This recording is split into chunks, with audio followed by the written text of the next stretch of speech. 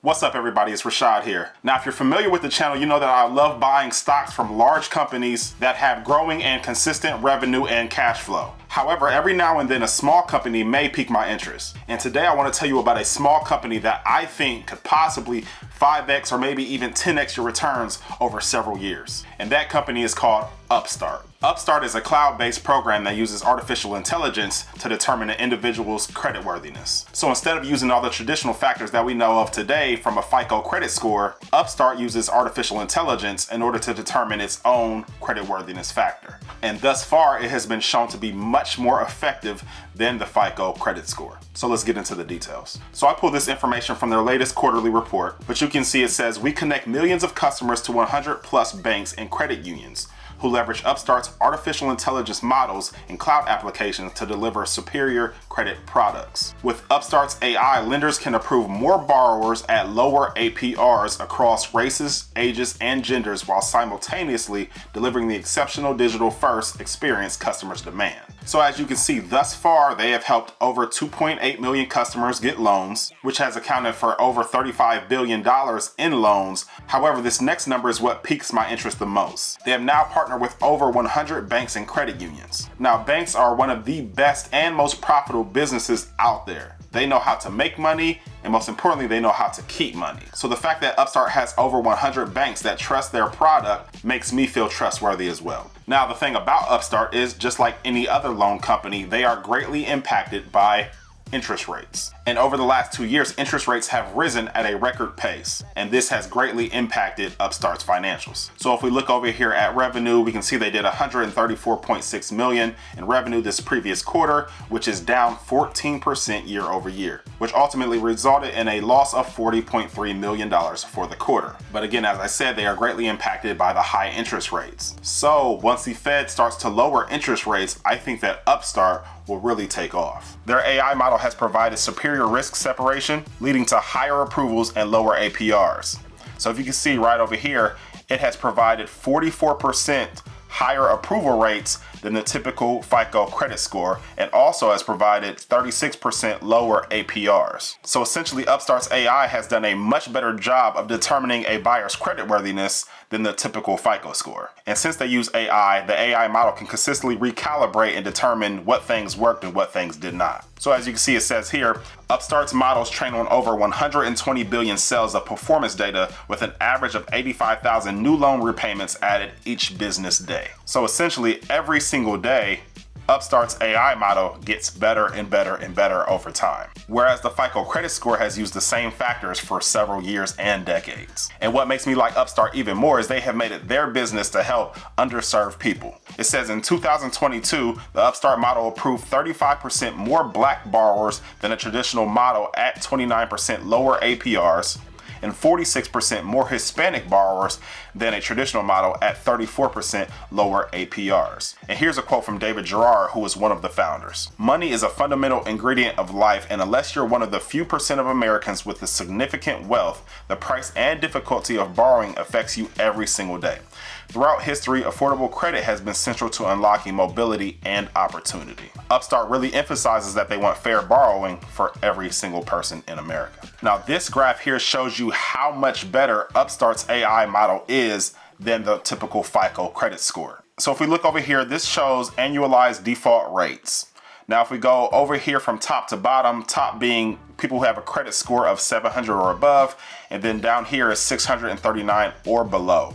Now you can see the difference in the default rates, with people who have a 700 or above credit score only defaulting 1.1% of the time, and people with 639 or below defaulting 5.6% of the time. Now, however, if we look at this top row up here, we can see Upstart's ratings. It goes from A+ down to E-. Now we can see at A+, they have the same 1.1% of people defaulting. However, at their lowest grade of E- is 12.9% of people that default. So there is 11 times more defaults between Upstart's highest and lowest risk grade, where there's only 4 times more defaults between the highest and lowest credit score grades. So what does that mean? It just means that Upstart's model is much better at determining whether someone will pay their loan back or not. And ultimately, that's what banks want to know. Will they pay their loan back or not? And they want to give loans to the people that will and they want to prevent from giving loans to the people that won't. And Upstart does a much better job of determining who has better credit worthiness. And here's the huge upside in Upstart. Their total addressable market is $4 trillion per year. However, they're currently only serving a small fraction of that. They get most of their revenue from these little personal loans, which only has $160 billion total addressable market. And they have recently gotten into auto, but they're still trying to grow that. And they've recently gone into small business, and they're still trying to grow that.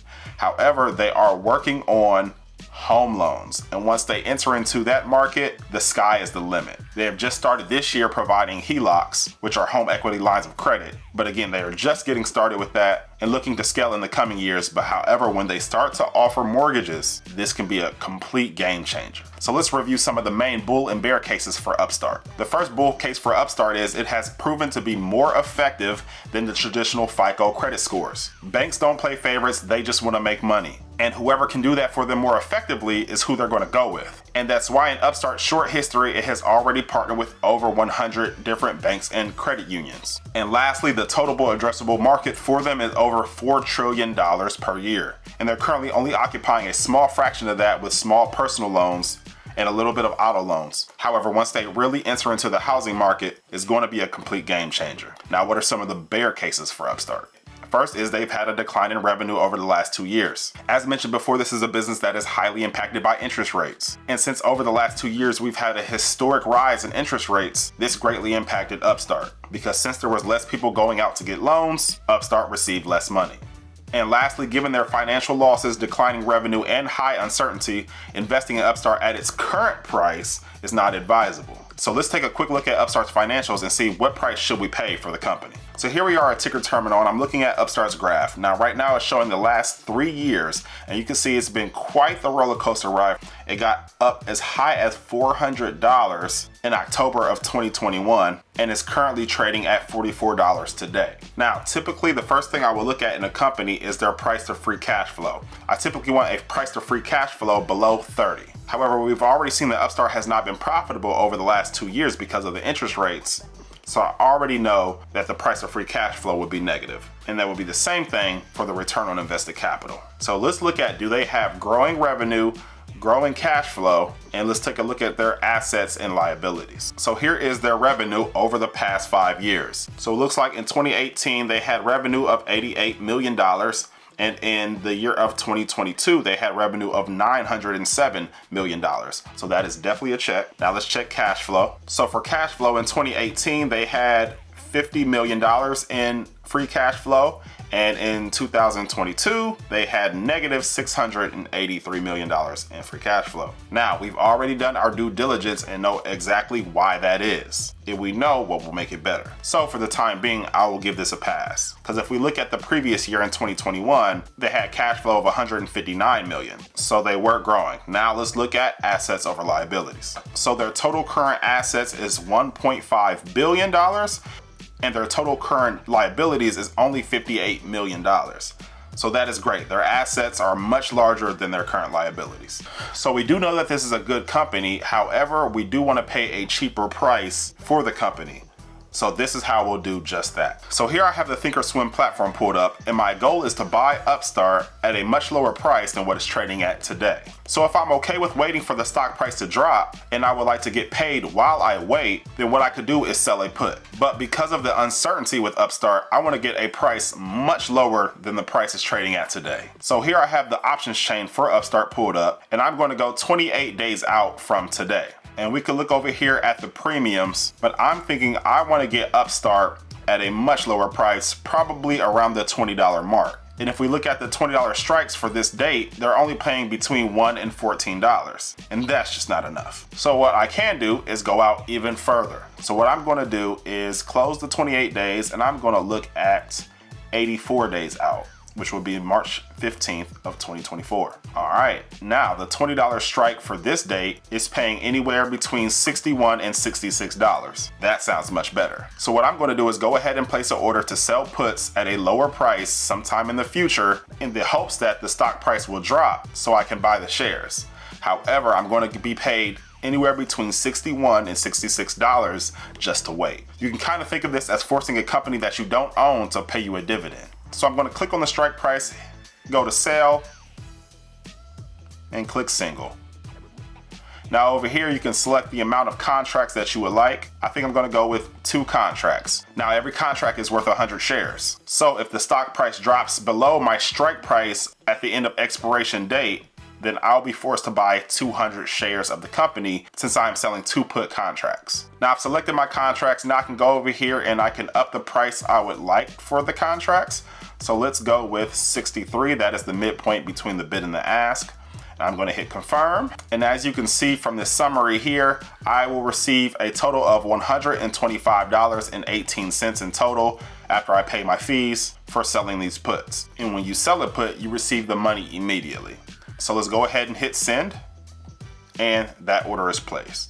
Now, if you want to learn more about options and the exact strategies that I use to bring in multiple 6 figures per year, then come and join me in my Trade to Freedom community and online course. The link is in the description. It's only $75 a month and you can cancel at any time. What do you have to lose? Come join us. I'll see you guys in the next video. Peace.